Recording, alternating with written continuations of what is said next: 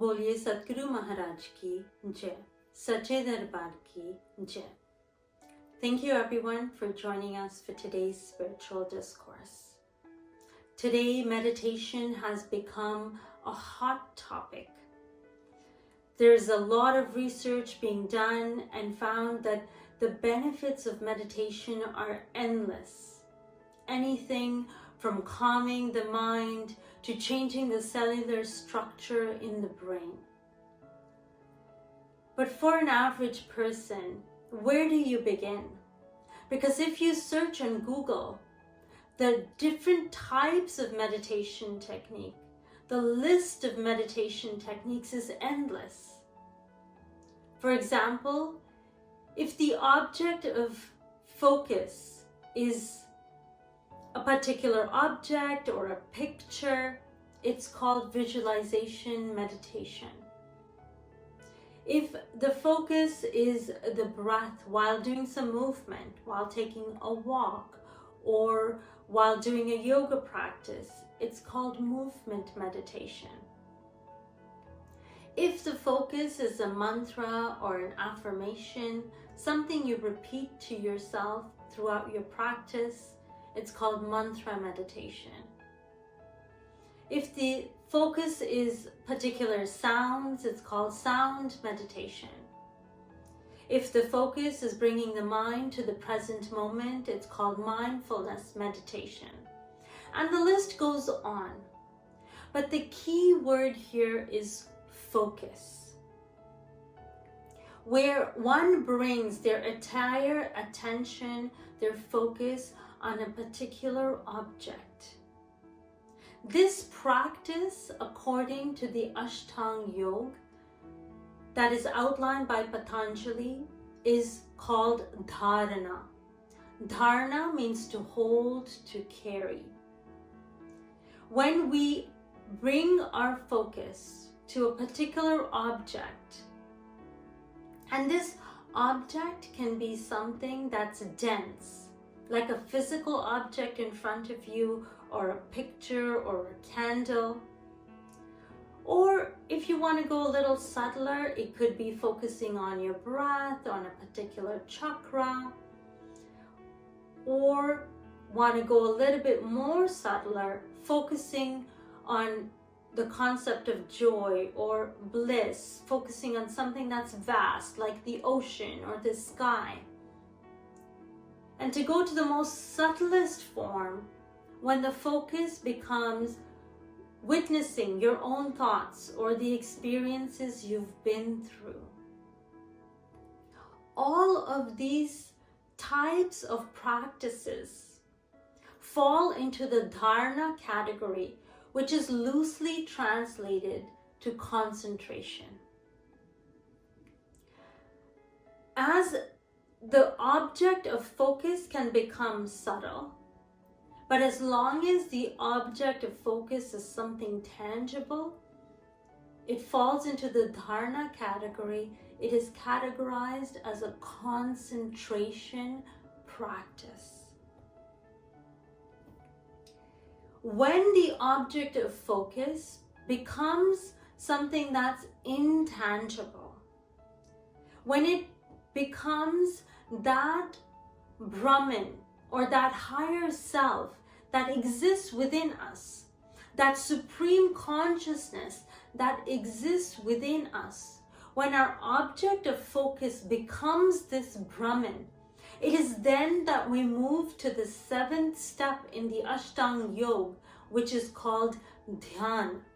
And Dhyan can be loosely translated to meditation. So all of the meditations I listed earlier, in true essence, they are concentration practices. They are dharana practices. And dharana practices are great to build our focus, to build our concentration, and are necessary in order to move to dhyan, to move to the meditation practice. In order for the meditation practice to start, in order to start the practice of dhyan, one has to be connected to that Brahman, to that supreme consciousness that lies within them. Let me explain with an example. In the Upanishads, there is a story of a saint Uddalak and his son Shvetaketu. And like tradition had it, Shvetaketu was sent to a Gurukul and returned after 12 years. And he was very well versed in his scriptures. He was at the top of his class and felt like he had the knowledge of everything. His father, recognizing the sense of pride in his child, asks Shvetaketu, "Have you learned that knowledge through which you can hear that which cannot be heard? You can perceive that which cannot be perceived, and you can know that which cannot be known?" Shvetaketu looks to his father in utter confusion and says, "No, I have not heard about this knowledge that you speak about. Please tell me more." His father says, "You see these vessels made of clay, and we give each different form a different name, a pot, a plate, but the true essence of all of them is clay. The same holds for jewelry. Whether it's a necklace or earring or anklets, they're given different names, different forms, but the essence of all of them is gold." Uddalak explains, just like that, different parts of God's creation has taken different forms, is given different names, whether it's trees, whether it's humans, whether it's animals, but the essence of all of them is that Brahman, is that higher self, that supreme consciousness. And it is this Brahman that is your essence as well, Shvetaketu. Shvetaketu asks his father to explain some more. He's intrigued about this knowledge. So Uddalak asks him to bring a vessel of water and mix some salt in it.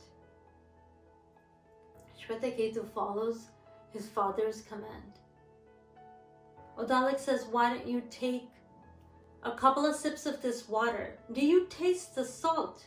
He says, "Yes, I do." He says, "Now separate the salt from the water." Shvetaketu says, "I can't separate it because it's dissolved in the water. You can't see the salt, but you can taste it, you can experience it."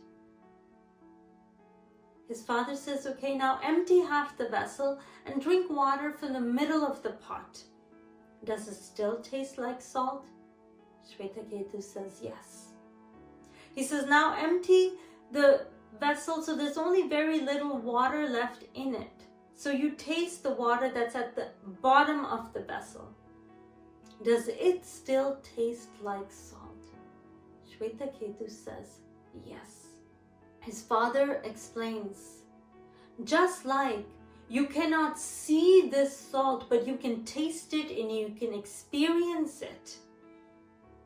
And it exists in all parts of the water that was in the vessel, just like that. That Brahman, that higher self, that Shakti, that power exists in all of creation. It is the essence of all parts of creation. Shvetaketu says, "Tell me more." His father says, "Bring a fruit from that banyan tree." He brings a fruit. He says, "Cut it open. What do you see?" Shvetaketu says, "I see seed." He says, "Okay, now break open this seed. What do you see?" He says, "I see nothing." Uddalak explains that from this nothing, this entire banyan tree is standing. It is this nothing that is the Brahman, that is that Shakti, that power that pervades this entire universe. To know this Brahman, to know this higher self, is that knowledge through which you will hear that cannot be heard, you will perceive that cannot be perceived, and you will know that cannot be known. So how do we know this Brahman?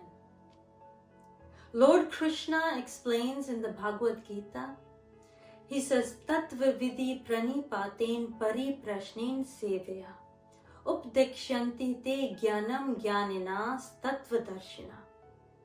Lord Krishna says, in order to know this knowledge, to know this Brahman, to know this truth, go to a spiritual master, one who has seen this truth within, can enable you to see this truth as well. Go and inquire and receive this knowledge from the spiritual master.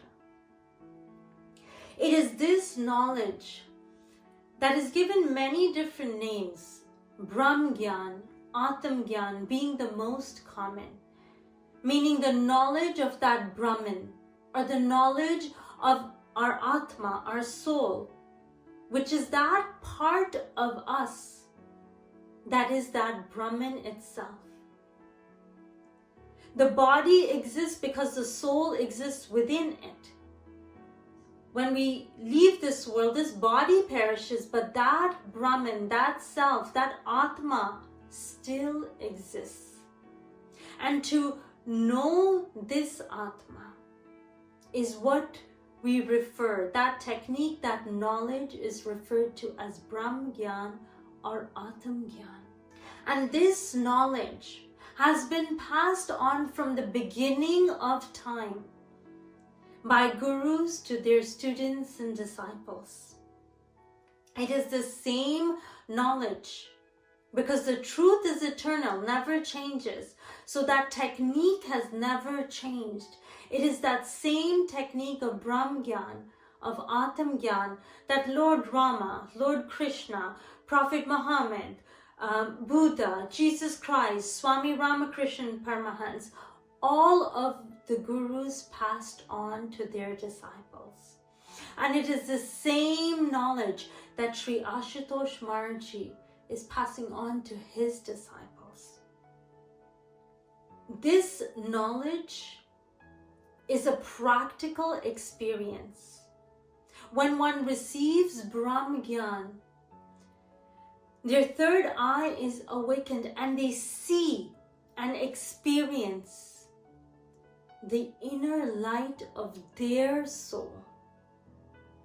They see that part of them that is part of that Brahman, that is part of that supreme consciousness.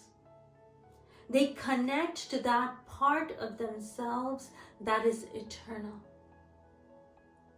They perceive that which cannot be perceived. Through the process of Brahm Gyan, you hear the sound of the universe that plays within, that cannot be heard through these physical ears, but is heard when one receives the gift of Brahm Gyan. They hear that which cannot be heard. And through the constant practice of Dhyan, one knows that which cannot be known. So brothers and sisters, if you are practicing movement meditation, mindfulness meditation, visualization meditation, know that those are concentration techniques and they have great benefits in terms of calming the mind, building your focus, and health benefits as well. But in order to deepen your practice, in order to free your soul in order to liberate your soul, you will have to move into dhyan. Because Lord Krishna explains, Atam Gyan bin part sarv karm nirtkam. He says, without receiving Atam Gyan, without receiving the knowledge of your soul, everything you do is still in bondage. You're still bound by karma.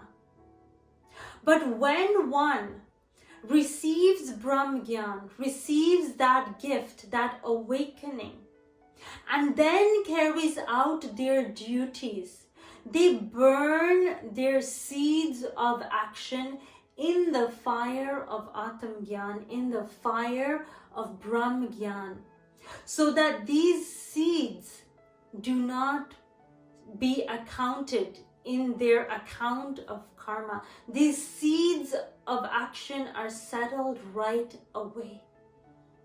It is only when one practices dhyan, once being awakened into Brahm Gyan, that they can burn their seeds of karma.